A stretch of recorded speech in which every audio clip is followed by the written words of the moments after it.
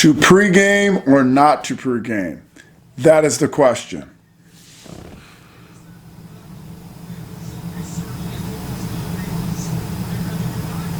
Let's talk about it. Let's go.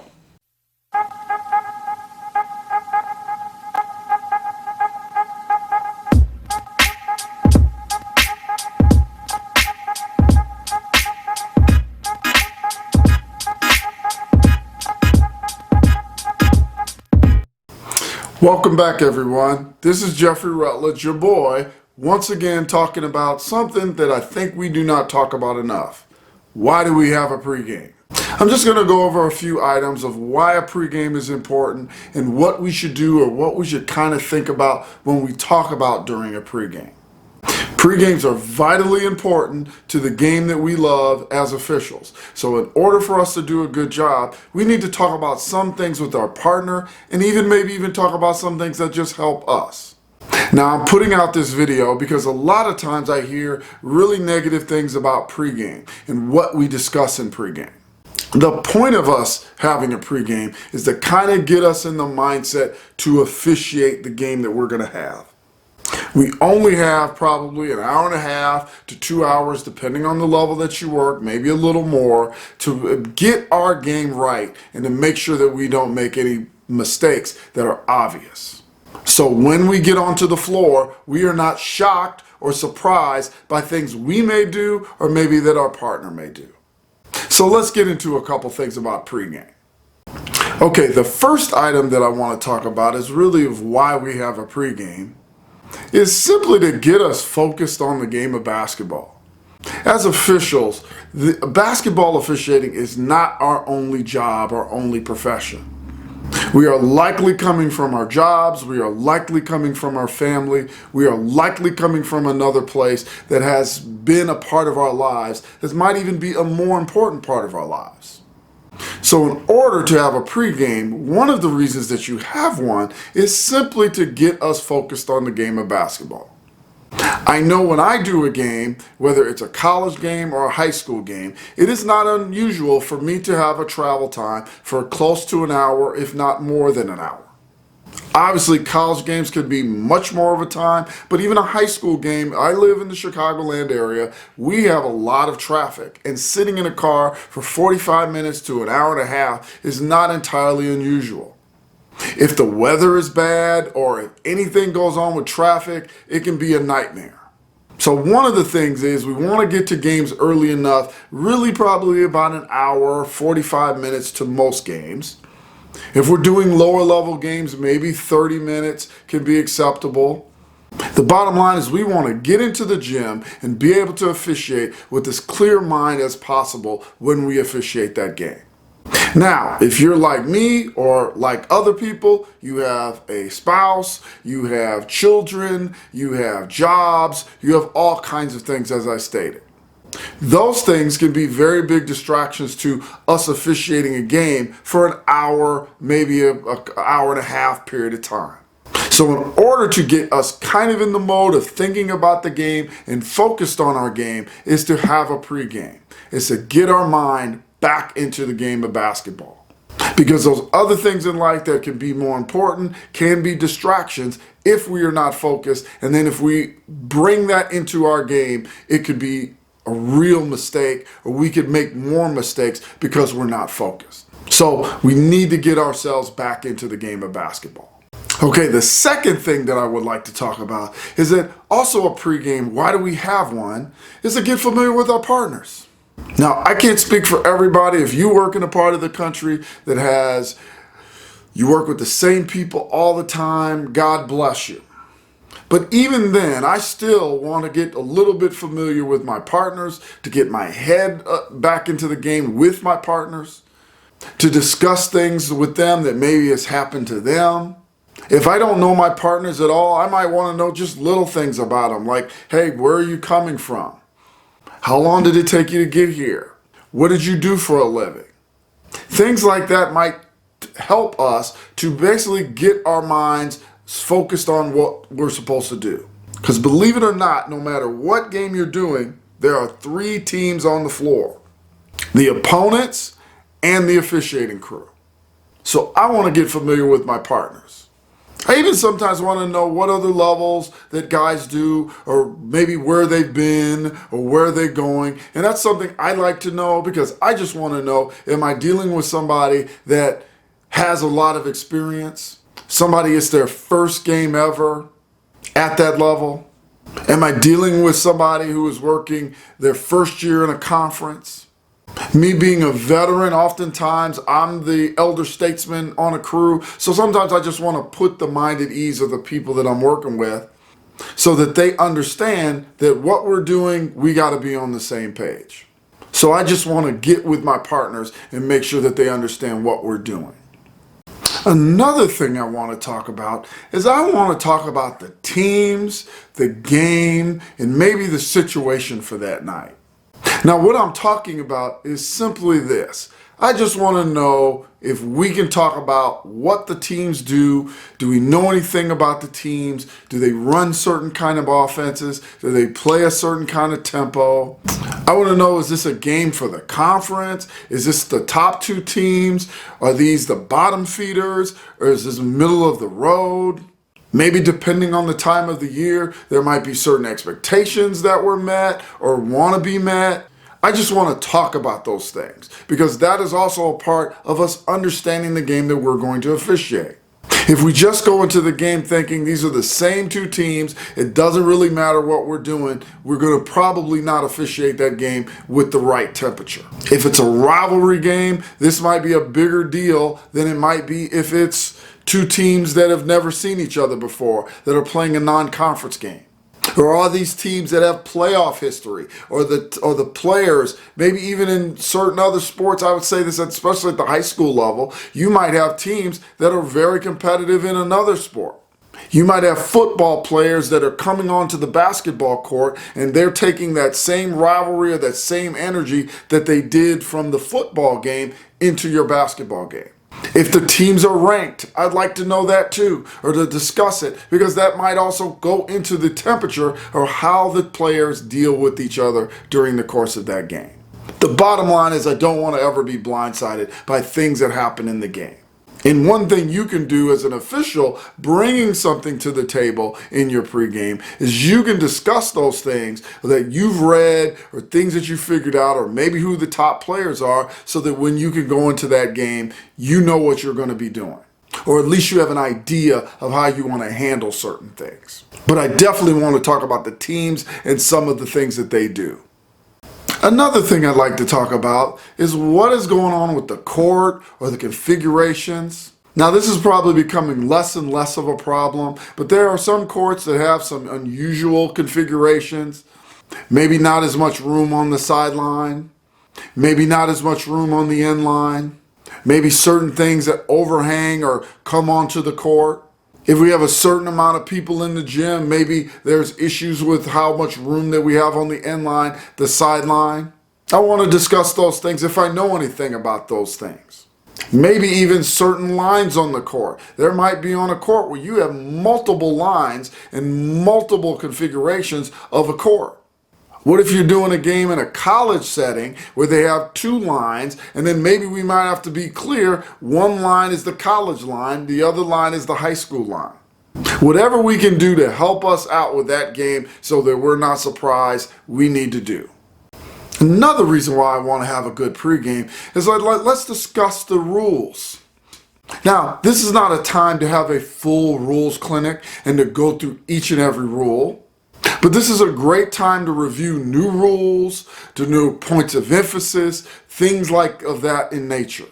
The conversation about rules might be different at the very beginning of the season, or they might be dealt with more near the end of the season, depending on what kind of training videos, what kind of literature that has been put out during the course of the year. In my state, they just put out a video about the postseason and put out some information so that we could learn and maybe figure out some things that were being discussed during the year. Maybe some things that were not as emphasized early on in the year, or some things that maybe have been problem areas. You may discuss some of those things during the pregame. The bottom line is some rules like hand checking, illegal screens, or things that we just may review just a little bit and make sure that we're on the same page of how to call it and also understand what the differences are. Another big rule is also understanding our rules when it comes to the uniforms. Both the NCAA and my state, for example, has put out several rules when it comes to points of emphasis, when it comes to things that are with the uniform, the proper adornments, the proper color. We may discuss that just so that we're on the same page, so when we go out there, we're not surprised about how we're going to handle it. Another reason I want to have a really good pregame, because I want to talk sometimes about some mechanics and some philosophies. If you work other levels or you go back and forth from 2-man to 3-person, you might have some rules that you want to discuss that have to do with mechanics and how are we going to handle these specific procedures. Maybe I want to discuss our rotation policy. Maybe I want to discuss how we do long switches. Maybe I want to discuss who takes a block charge in the paint. Should it be the lead? Should it be the center? Should it be the trail? How are we going to handle double whistles? How are we going to cover working our primary coverage area as opposed to a secondary coverage area? The reason I want to discuss this is because I could be working with partners that are also coming from other levels. I could be working with partners that have different levels of experience, that have different understanding of the mechanics. One of the things is I'm a state clinician in my state. So one of the things that I do is I'm very familiar with all of our mechanics and the do's and don'ts of them. So I may bring up things that help us understand exactly what is wanted by our state or our association. But if we just don't discuss it and we get out there on the floor and we don't do something, or maybe we have a difference of understanding of what is supposed to be done, we may have some conflict. And the last place we want to do is have conflict on the floor. Primary coverage areas are sometimes a big topic of how officials get offended with each other about when you call in someone's primary or when you don't call in someone's primary. But if you don't discuss maybe how someone feels if you call in my primary, or when to come and get things out of your primary, or what kind of things should be just my primary at all, it could cause conflict. So I want to discuss things that are going to help us to get better as officials so that we are on the same page for that, again, 1.5 to 2 hours. Another big situation of things that we probably need to discuss even more is how are we going to deal with players and possibly coaches. Now, not everybody comes into a game knowing both coaches or are familiar with the players. I've been around a long time, but every now and then there are a lot of coaches that I will come in contact with that I've never had. Because it literally might be years that I actually have a school after some period of time. And the last time I was at that school, the last time I had that team on the road, there was a completely different coach than there is today. I might not be familiar with their mannerisms. I might not be familiar with their attitude. I might not be familiar with the antics that they may contribute. So that's another thing when we talk about what we talk about with the teams. I might talk about our relationships that we have with this particular coach. Now, that doesn't mean that we're going to do anything nefarious because we're talking about the coach. But if I have a particular coach that's a hothead or is animated or will say a lot of things or yell across the court, I'd like to know that. If I've had the coach before, I might tell them even things about my relationship with this coach or how I get along with them. If I know that a coach has a reputation for being kind of a hard ass or somebody that really treats officials negatively at times, I want to convey that to my partners. Also, if I have a good relationship with the coach, or I know that I have a good relationship, but my partner has never seen the coach, I might tell them, hey, this is how you might handle them. This is what you might say to them. Any little thing that can give us a tip, so again, that we're not going into the game blind or unaware of things a coach may do, I want to talk about those things. Another thing is sometimes the players. We have players in the game that oftentimes are also problem children or people that might act a certain way when certain things aren't going their way. Or the type of player that's going to trash talk to the other team, or all kinds of things, so we can head it off so that it doesn't become a persistent problem. I want to discuss what kind of things that those players do, maybe who our leaders are, anything that can bring to the table so when the stuff hits the fan, we kind of know who to lean on or maybe who to address in maybe a more harsh way. But I definitely want to discuss something about the teams and the players and how we're going to handle them. And most of all, just our philosophy on how we handle players or who we talk to. Because some officials want to talk to captains. Some officials want to talk to the actual leader, maybe the point guard of the team, maybe the senior. We all have different philosophies on how we want to handle those things. Another thing I want to discuss in our pregame is simply, when are we going to get together? What is our philosophy about talking to each other during the course of the game? Now, this doesn't have to be a very long conversation or a very long topic, but you might want to talk about, like, when we get under a certain period of time, do we need to discuss some things? We might talk about when we get the clock at a certain period of time, maybe a certain part of the half, maybe a certain part of the quarter, maybe we need to get together and discuss something. Usually there are timeouts or things, especially during the end of the game, sometimes during the end of the half. And we might need to get together and just discuss something about what do we need, what have we done during the course of that game? Did we warn any players? What's our timeout situation?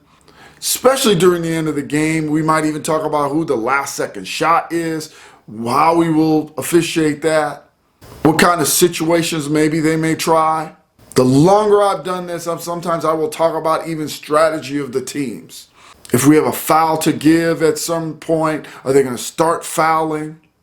At the college level, we have a new rule about a coach calling a timeout or requesting a timeout under 2 minutes.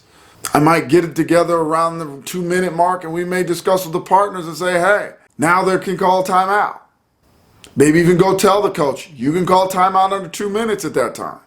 Now, this is not always the case at the high school level, or this is not the case at the high school level, but there might be either other rules that we need to be aware of. Watch the clock. Be aware of anything that may come up that we may need to focus on at that period of time. But again, we may just talk about, hey, if this is a good time, we need to get together. Now, I'm a proponent of us getting together and talking more often than not. Some officials have in their minds that they must go to the block or they must stand in these particular positions all the time. So I may discuss those little things with official or with my partners just to make sure, okay, what are we going to do? One other situation I also want to talk about, even though we may talk about players and coaches and team situation, I want to talk about technical foul application. Now, hopefully in your games you're not having a lot of these situations. But I like to talk about technical foul application because, for one, I work multiple levels. So technical fouls at the college level are very different than the high school level. I like to review how we're going to handle these situations and how we're going to give information and how we're going to explain it to the teams or the coaches or the players. Let me just give a quick example. If I give a technical foul to a coach, I may want to discuss something as simple as, where do we go after that technical foul? Do I go away from the coach or do I stand near the coach? If I give one to a player, do I want to be as the calling official, do I want to go explain it to the coach? We also might talk about how angry that they may be. Is it going to be a situation where we may have to somewhat address their behavior after the technical foul? How do we communicate the information to the coach if we have a hostile coach? What if we have an administrative technical foul or something of that nature? I just want to sometimes just discuss it so that when we get out there, the emotions are not taking over and we're doing something that we've kind of discussed. I do not care how unemotional we think technical fouls are. And we tell this thing all the time that technical fouls are just like any other foul. But unfortunately, they're not just like any other foul. And they're not like any other foul because they always are not administered the same way as any other foul. Because if we have an administrative technical, we have to treat that very differently, whether it comes to foul count, where we put the ball in play, who gets the ball, the implications of that technical. And if you work multiple levels, that question can be very different. At the high school level, it's often pretty simple, but at the college level, this can be very complicated. Because at the college level, at least for someone like me, I still work a healthy amount of high school games. I sometimes will be in situations that I've never been in college situations. Or we got to make sure that we're applying the technical foul properly, explaining it to the table, giving the proper information so that we're not either adding it to the team foul total, or maybe we are adding it to the team foul total, or maybe the technical foul doesn't go towards disqualification, or maybe it does. But technical foul application is something I always want to talk about at some level at a pregame. And finally, most of all, I always want to talk in the meeting about how are we going to handle last second shot situations. Last second shot situations are very key to us being able to learn how to officiate.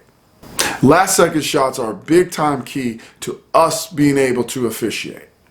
I don't know if you all have seen the video that has gone viral at a Division III game where a last second shot was taken and a certain amount of time was on the clock, and all three officials signaled the same thing, fortunately, on a tap or a tip or whatever situation.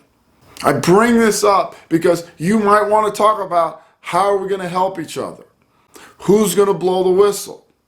Are we going to handle the situation differently if we're going full court as opposed to half court? If the ball's on the end line, are we treating it a little differently than if it's in the corner? But the bottom line is we need to probably discuss some level of a last second shot situation.